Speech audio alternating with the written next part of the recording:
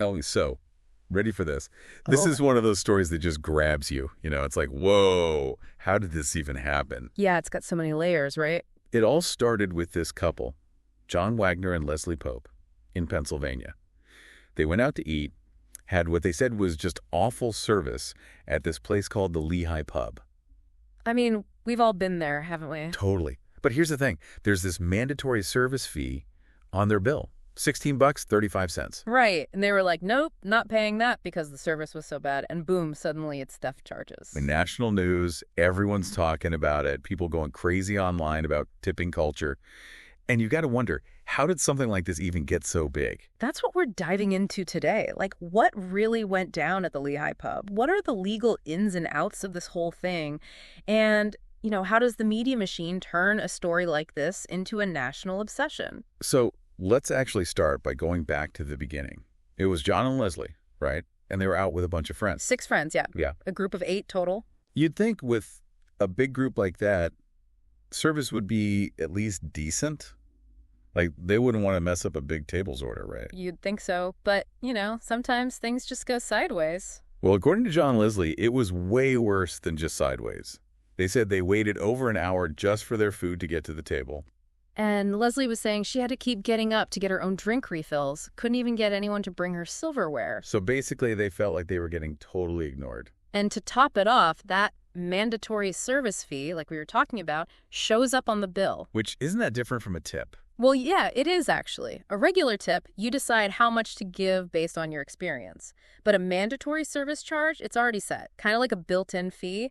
And that's where things get legally kind of fuzzy. So they refused to pay the service charge, but they did pay the rest of the bill, like $73.87. Yeah. But not that 16 bucks and change. Right. And the restaurant, they hit them with theft charges, which seems pretty extreme, right? I mean, totally. I know I'd be freaking out if that happened to me. So, legally speaking, theft means you're trying to take something that isn't yours and keep it permanently. The big question for the district attorney was, does refusing to pay this specific fee actually count as theft? Which I gotta say, seems like a tough call to make. Absolutely. And it was a big decision because if they'd gone ahead with the theft charges and lost the case, that could have meant big consequences for those folks. Thankfully, that didn't happen. Right. The DA ultimately decided it was more of a civil matter, like a disagreement about a contract or services, not really something that belonged in criminal court. Okay, so that makes sense. But before any of that got sorted out, this story blew up, didn't it? Like, it was everywhere. It totally went viral. NBC Philadelphia, they said they got something like 3 million hits on their story about this. And the comments, oh man, the comments are endless. What do you think it was about this story that just made it catch fire like that? Well, I think part of it is that we can all relate to bad service. Like, everyone's been there, you're out to eat, you're spending your hard-earned money, and you just feel ignored. Like you're invisible. Oh, yeah. There's nothing worse than feeling like you're being treated like you don't matter. But I think there's more to it than just that. It also touches on some really big questions about what we expect as consumers, especially when it comes to things like mandatory fees and is there a point where service is just so bad it makes those fees seem totally unfair? Right. And if that's the case, can you really blame someone for saying, nope, I'm not paying that? Yeah, that's the thing. It makes you think, where do we draw the line? Like, what's reasonable? Exactly.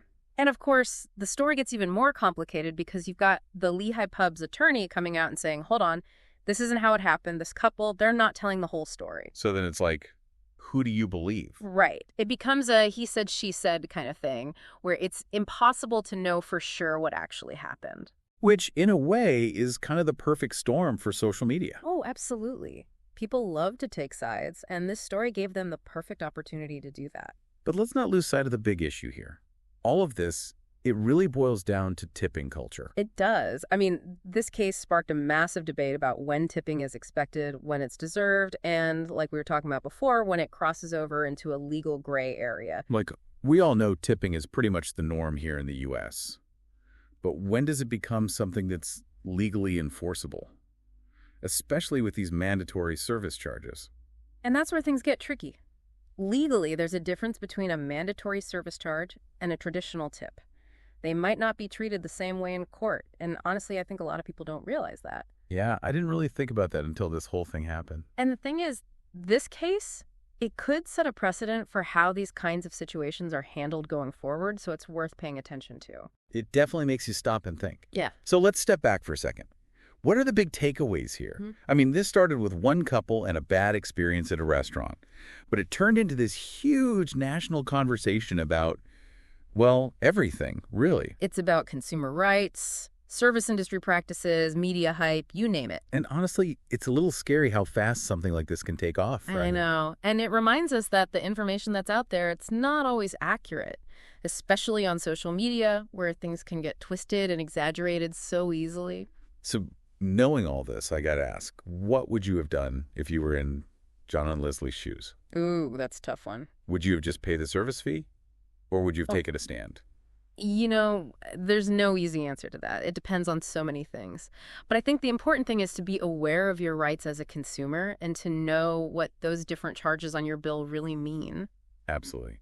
And to think critically about the information you're seeing online. Don't just take everything at face value. Right? Do your own research. This case, it's definitely a reminder that things aren't always as simple as they seem. Well, folks, we've reached the end of another deep dive. And this one, it's definitely left us with more questions than answers. I think that's a good thing, though, right? Totally. It means we're still thinking, we're still curious. Exactly. And hopefully we're all a little bit more informed about this whole tipping thing, which, let's face it, is something we all deal with. All the time. All right, well, thanks for joining us on this deep dive. We'll be back soon with another fascinating story that's got everyone talking. See you next time. Bye.